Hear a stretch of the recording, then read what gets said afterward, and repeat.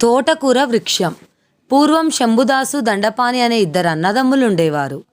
శంభుదాసు తన వాటాకు వచ్చిన 4 ఎకరాల భూమి వ్యవసాయం చేసుకు జీవించేవాడు.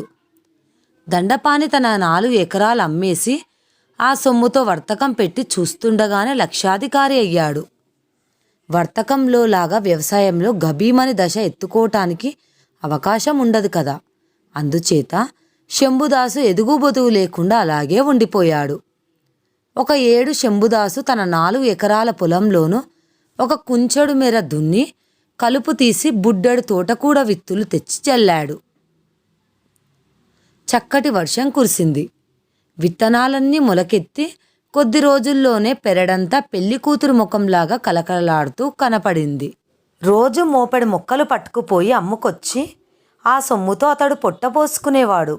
ఊళ్ళో నీ తమ్ముడు మహా ఐశ్వర్యంతో తలతూగుతూ ఉంటే నీవిలాగా కష్టపడతావేమిటి అని ఎవరైనా అంటే ఎవరి అదృష్టం వాళ్ళది, వాడి అదృష్టం బాగుంది, ఏదో ఇంత సంపాదించుకున్నాడు అని నేను సంతోషించవలసిందే గాని వాటాకు వెళ్ళకూడదు అని సమాధానం చెప్పి తనకు ఉన్నదాంతో తృప్తి పడేవాడే గాని తమ్ముని చూసి ఎంతమాత్రం అసూయ చెందేవాడు కాదు. పొలంలో పెరిగిన తోటకూర మొక్కలన్నిట్లోకి ఒక మొక్క చాలా జబరుగా పెరిగి చూడడానికి ఎంతో ముచ్చటగా కనపడింది.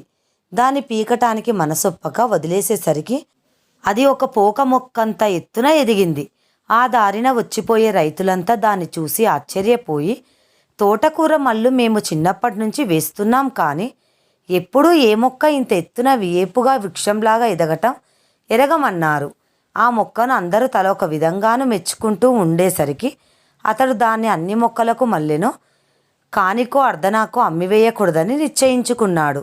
ఇంతకీ అది లావుగా పెరిగి ముదిరిపోయింది గనక పులుసులో వేసుకున్నా కూర వండుకున్నా అంత రుచిగా ఉండదు కూడాను.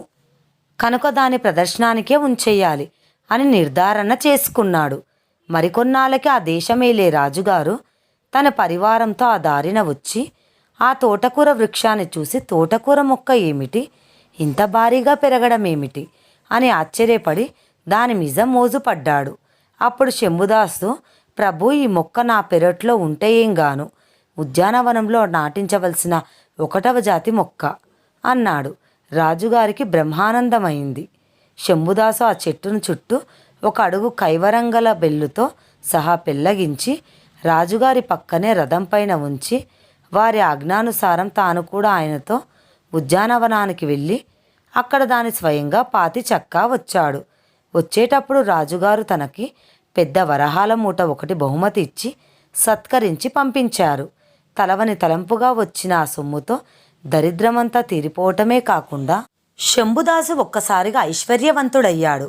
ఒక్క తోటకూర చెట్టుతో అతడు ఈ విధంగా అఖండమైన ఐశ్వర్యం సంపాదించేసరికి గ్రామస్తులందరికీ అతనిపైన అసూయ పుట్టింది. తక్కిన వాళ్ళ మాటకి అతని తమ్ముడికే బాధ కలిగింది. అన్నకు పట్టిన ఉచ్చ దశకు సంతోషించడానికి బదులు అతడు విచారించసాగాడు.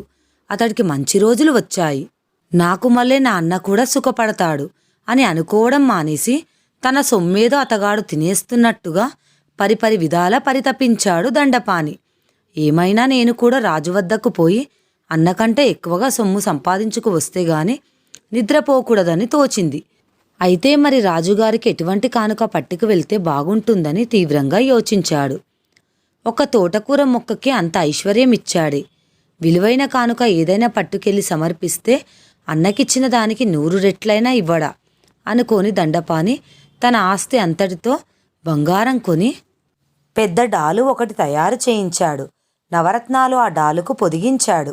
తయారైన ఆ డాలును జోడుగుర్రాల సారటులో ఎక్కించుకొని కోటకు పోయి రాజుగారికి దాని కానుకగా సమర్పించాడు. ఆ డాలును చూసేసరికి రాజు బ్రహ్మానందభరితుడై మంత్రితో, సచివోత్తమ, ఇంత విలువైన కానుకను తెచ్చిన ఇతగాడికి మనం బదులుగా ఏదైనా ఒక గొప్ప బహుమానం చెయ్యాలయ్యా. ఏమి బహుమానం ఇస్తే బాగుంటుందో బాగా ఆలోచించు అన్నాడు. అందుకు మంత్రి, ప్రభు, ఆలోచనకేముంది, ఏనుగులు, లొట్టిపిట్టలు, గుర్రాలు ఇలాంటివి ఏమైనా ఇవ్వచ్చు, వాటిపైన వరహాల మూటలు వేసి మరీ ఇవ్వవచ్చు అన్నాడు. రాజుగారికి ఆలోచన తృప్తికరంగా తోచలేదు. ఇంత విలువైన డాలును బహుమతిగా ఇవ్వగలిగిన ఇతడు ఎంతో ఐశ్వర్యవంతుడై ఉండాలి. ఇతడికి నేను మళ్ళీ వరహాల మూటలు ఇవ్వడంలో గొప్ప ఏముంది, జిలేబీలతో మొహం మెత్తి ఉన్నవాడికి మరో 4 జిలేబీలు వడ్డించంలాగానే ఉంటుంది ఇది. కనుక అపూర్వమైన వస్తువు ఏదైనా ఇవ్వాలి అన్నాడు రాజు. ఏమి నిర్ధారణ కాక ఆనాటికి సభ చాలించి రాత్రి మళ్ళీ ఆలోచన పడ్డాడు.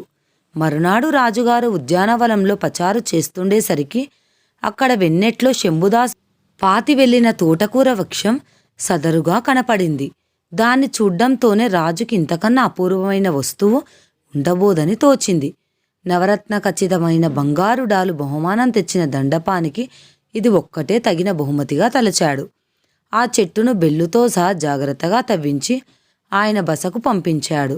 ఏనుగులపైన లొట్టపిట్టలపైన వరాహాల సంచులు వస్తాయని ఎదురు చూస్తూ ఉన్న దండపానికి ఆ తోటకూర స్తంభం ప్రత్యక్షమయ్యేసరికి గుండె నీరైపోయింది.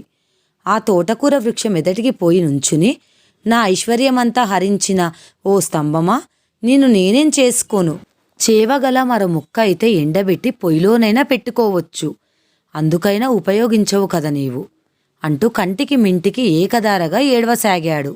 కథ సమాప్తం.